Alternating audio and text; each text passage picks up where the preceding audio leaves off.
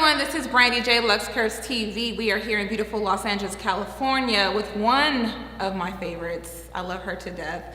She's not only one of our Luxe beauties, but she is to me, one of the top plus size models in the industry. If you don't know who she is, you really need to go find yourself.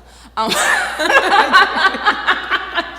love her. Ashanna Bri, how are you? Hi, I'm great. Thank you for having me, Brandee. I love that I'm here. Thank you. We met, 2.5 years ago? 2.5 years ago for New York Fashion Week Plus. Yes. This was our first time we met. Yeah, so I fell in love with you then. You've always been a big supporter. She was on our cover last year, our bridal cover for Luxe Curves. That was a fun shoot. It was amazing. And so you have been so busy. Yeah. Following your career, loving everything. One thing I do want to ask you, do you feel the plus size industry is now getting the respect it needs? I think the plus size community, they're starting to get what they need. I feel like there's more companies opening up to having plus size, like the Forever 21s, the Charlotte Russe, the H&Ms are really expanding. Mm-hmm. So it's really being, publicized in that way.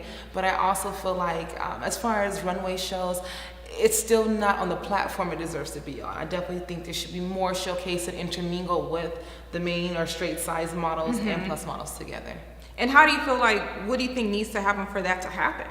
I just think it needs to be more of a conversation about all women's bodies being inclusive. I just think that women today, we are ranging from different heights, different weights, different ethnicities, and I just think that needs to be incorporated in everyday media, in social media, in magazines, and television. Anything that's part of pop culture, it should be incorporated, and I think that'd be a great way to open up the conversation about including all women. And people being more bold to create the platform. Most definitely. Versus I'm not going to create that platform because the average size woman is a size, I think now is 16. Yeah. But we don't see that on media. We don't see it in the media. We don't, and that's one thing that bothers me. Yeah. Because growing up, all I saw was the skinny, blonde, blue hair, blue eyes, hair, and I'm just like, okay, well, first of all, I'm not that color, but I can't relate. Right. And what you're doing, people think, just being a model, taking pictures, but you're actually showing younger generations and young women that I'm comfortable in my skin. Yes. Have you always been comfortable in your skin? It's funny you asked that. I actually haven't always been comfortable in my own skin. So I was having this conversation with somebody just recently. Growing up, I was always an athletic girl and a taller, curvier girl. So I got my adult body very early. I would say around 14, 15, I just developed. And I just had a little bit of everything. The hips and curves and thighs and all the good stuff. Your mama wait a minute. Right. I was like, girl, hold on now. Okay. But I didn't understand it. To me, I grew up in Orange County, so that wasn't a norm. No. Being a curvy girl, being an ethnic girl, it wasn't in a normal California, thing. period. Exactly. This is like the fitness mecca, not the paleo, but the vegan and eating super, super clean. And especially here in beach cities, they're super, super confined to being super healthy. And I was very healthy. I was very athletic, but I always just had a bigger build. I come from a family they're bigger build people as well. And I just really developed early, and I was getting different kind of attention from older guys, and I wasn't understanding what that meant, how to respond to it, and I just had to adapt to having this grown body, and I was very insecure about it because I just wanted to be a 15, 16-year-old and just be a kid. And they looking at you like you're a grown woman, and you're like, wait a minute, this is... Exactly. You didn't have control over that. Most definitely. So it wasn't the easiest thing to accept growing up, and I didn't really get into full acceptance till my early mid-20s. When I really got into this industry, it really took me a while to just really be okay with myself. And did your mom help you, try to be comfortable within your skin? My mom actually was a person who just always, bless you, baby. This is real, so I don't care. Hold on. Okay. I know it. We'll edit it out. So, did your mom help you? My mom definitely helped me. My mom was always a person who was a fighter, and she always believed in being confident and being authentic to yourself. So my mom always pushed me to just be comfortable in my own skin wherever I was. Now, whenever I was I want to shred or lose some weight, she's like, I got you, girl, let's get in it together. Whenever I was putting on weight, she goes, you look good, girl. You just got to wear the clothes that fits your shape, wear the stuff that fits your body. And she was supportive. She definitely was supportive, but it was more my mom was a smaller woman, so she never understood what it was to really be curvy and tall and curvy and busty and hippie. And, it's one thing to be curvy, but when you really have a lot of assets, it becomes a lot. It does sometimes. It becomes a lot. And so you said you finally felt acceptance within yourself in your 20s. Yeah. What was that defining moment that you said, you know what, let me just embrace my body? Okay, so this is so funny that you asked that question because it goes back to my career. So I started off as an actress. I'm still an actress now. I was going back and forth to these auditions, and they were saying, you really should look into modeling as well. You have a great look.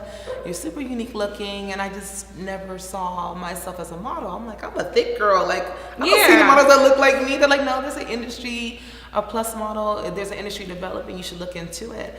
And I started to do the research and the business of the whole thing and look into the different girls and different shapes. And I started to see girls that look like me, like, oh, okay, she does have a little extra, and it's okay to be a little bit fuller and be beautiful and to be clothed and dressed beautifully. And when I actually got into the industry, is honestly the defining moment. It wasn't before the industry. The industry kind of made me get up and out of myself, because I had to wear my first shoot. I was wearing bodysuits and I was wearing two pieces. I was like, okay, here we go. Like, they're gonna throw you in and make you feel comfortable about your body. Exactly. So you can't cheat the camera, so it's going to show up. So you got to just live in that moment. So I just let everything go, put it out there, like, you know what, I'm beautiful, I'm confident, I'm a woman, I'm going to represent so many different young girls, women, and just in people in general, and I just let it go. And now I'm just walking as a confident woman in my authentic You're self. doing a great job. Like, Thank you. Since we met, I've been following you, and you've been a huge supporter of Yes. not only the magazine, the movement, but myself. So I just want to thank you for that.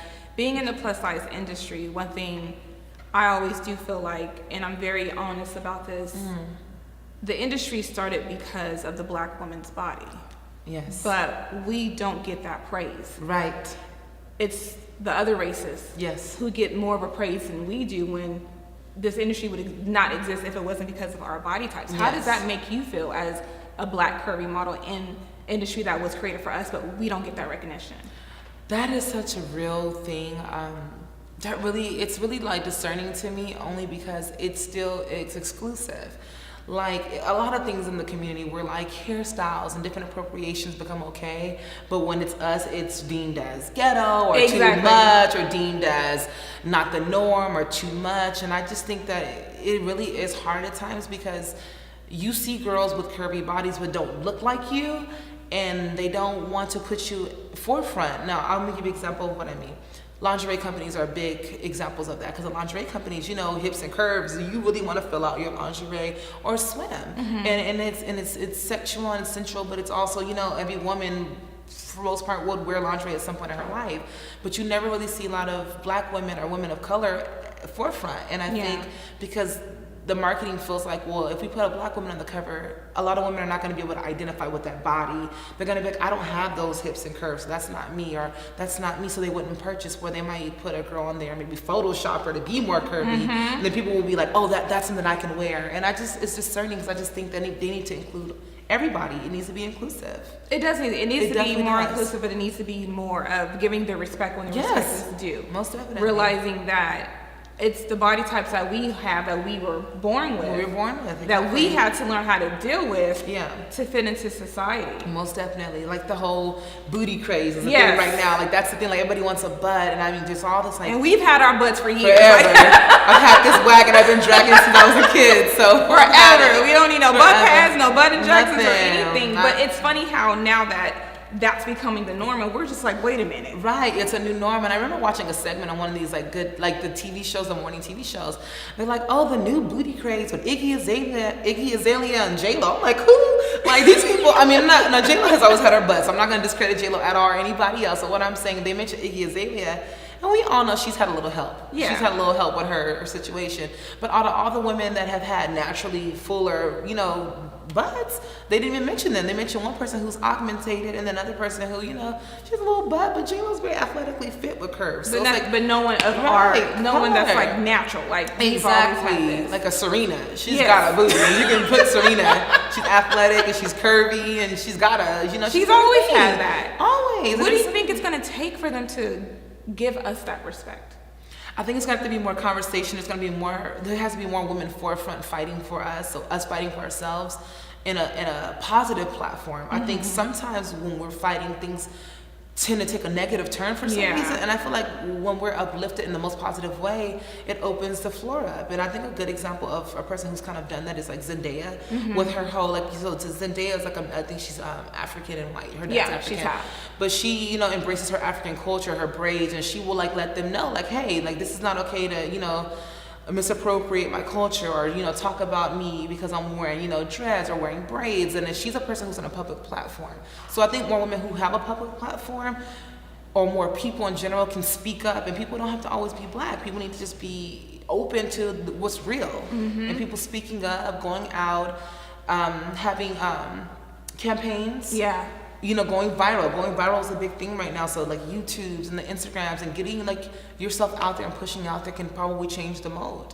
I think we're on the right path. Yeah. I think we have more ways to go. Yeah. But we'll be right back. We're going to take a quick break. So we'll be right back. Luxe Curves TV with Brandee J.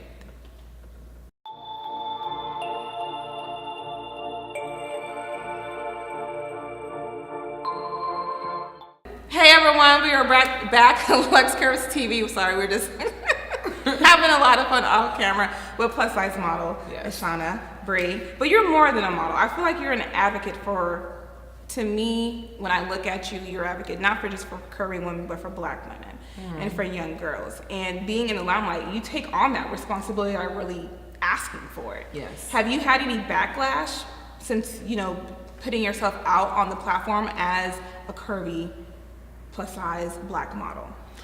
I definitely have had some backlash with being a black plus size curvy model, and more so because, again, I naturally have fuller assets.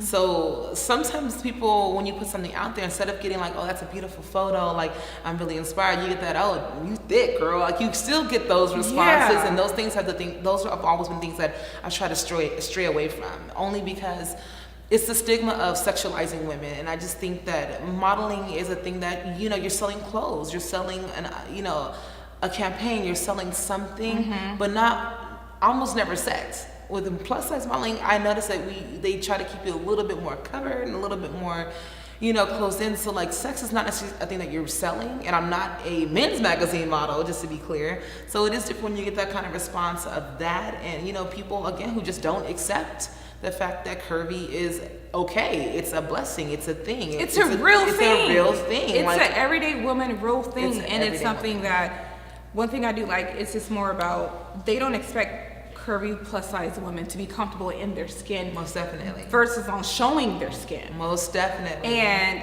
I've done shoots naked. Yeah. To say I'm comfortable. I got a roll. It's cute and sexy. Yes, girl. You know. Yes. But I feel like it's empowering them. And one thing you do that I do, to me, looking at your pictures are so empowering. Thank you. Because you just show women that this is who I am. Yeah, you're selling a product, but you're also saying I'm comfortable within my skin. Yes. And where do you see yourself in 5 years?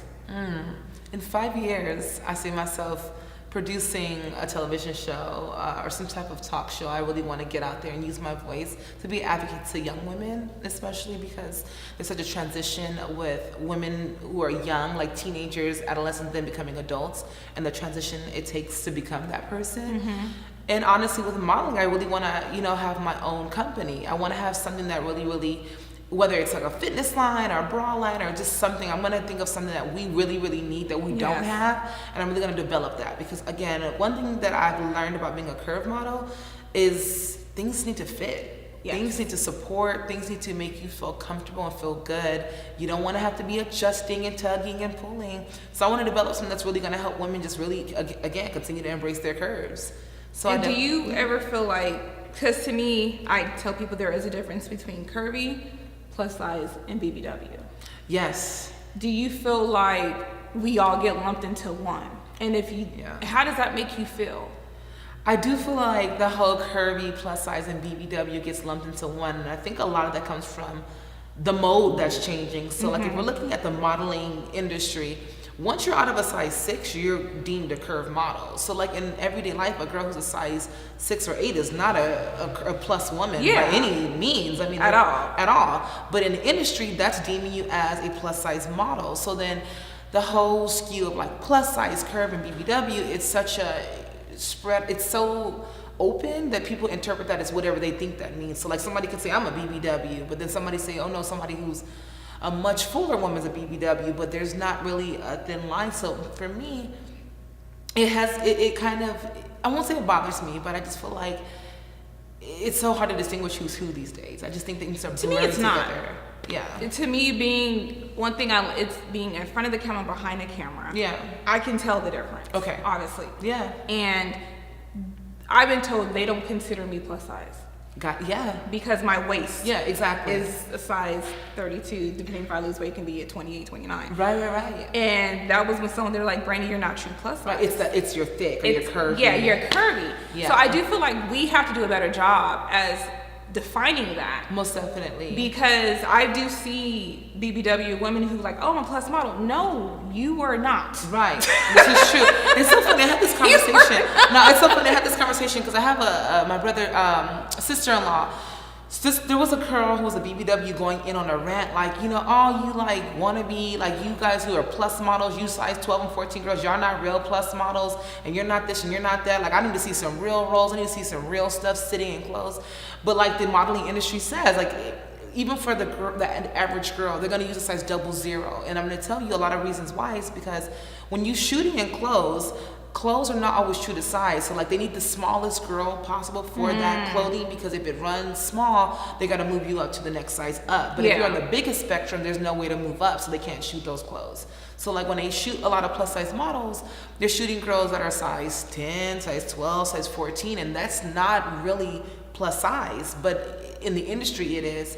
But a lot of women who are like the size 20s and 22s are like, we're not being represented. You're not a real plus woman. It's like, so what am I? Am I a curvy girl? Am I a plus size girl? Am I, you know? Yeah. I just think it's just making that defining the difference. Yeah. And being in the industry, like, that's why we say curve plus size. Yes. Because there is a difference. It is a difference. It's a difference, and you have to understand that difference. And the thing I don't like is when, you know, you do have BBWs who get down on us because we are smaller. Right. Well, for one, you know, it is what it is. Right. But don't beat up on someone because they're not that size. Exactly. You have to embrace it. We have to embrace each other. Most definitely. And just love each other and do everything. Well, I want to thank you. Thank you so much for coming on Luxe Curves TV. Where can everyone find you? You guys can find me on Instagram at Ashanna Bri. At Ashanna Bri. Or on TV, because I've seen her on Scandal. Yes. A couple times. I know that's Yes. So I have a film coming out called No More Mr. Nice Guy. We're shot with Tridescent Studios. That'll probably be out sometimes this year or next year. 2 films on Netflix, The Man in 3B and The Preacher's Son. And I have a lot of stuff coming up with film. You guys can find me on Facebook at Ashanna Bri and Twitter at Strictly Ashanna. And I've had people reach out through me to get to you. And I'm always like, oh, she's great. Here, do that. Here's her information. But I want to, like I said, thank you so much for always supporting Luxe Curves. Thank you for supporting me and the vision I have. And, you know, you are one of my models. I'm like, if I need a great model, I already know who to contact and things like that. So I wanted to say thank you so much. Thank you for having me. I love your energy. I just love it ever since we met. So we'll be right back. Oh, no, we're not going to come back. So sorry. You know, thank you for tuning into this episode of Luxe Curves TV with Brandee J. Make sure you follow us on all of our social media platforms and stay tuned for all of our amazing events. You know, she is going to be in Luxe Curves Fashion Night in 2018. We're going to do it next year in September. I needed to take a year off to make it bigger and better. So, but see you next time. Bye, you guys. Cut. Thank you for having me, baby. Mwah.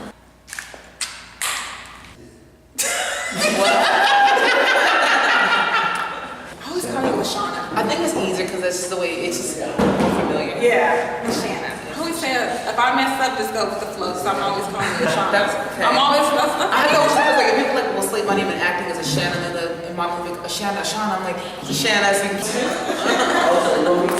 did it from my dad. If you need somebody, We would not have You got Priscilla. We got 4 models in here. We will rock this. Beyonce. Yeah. If you trade songs, we about to have a baby. Certain people, but you know, others are just like, okay. Right. He looks excited. We're ready. All right. Oh, by the way, my name is Ashanna. So I know I didn't get to introduce myself to you, but it's Ashanna. I always call you Ashanna. I think it's easier because that's just the way it's just more familiar. Yeah, Ashanna. I always say If I mess up, just go with the flow. So I'm always calling you Ashanna. That's okay. I'm always. That's I know it's like if people like will slate my name in acting as Ashanna, and my movie Ashanna, I'm like it's Ashanna, so you can keep it consistent. Like it's okay. I went through this all my whole elementary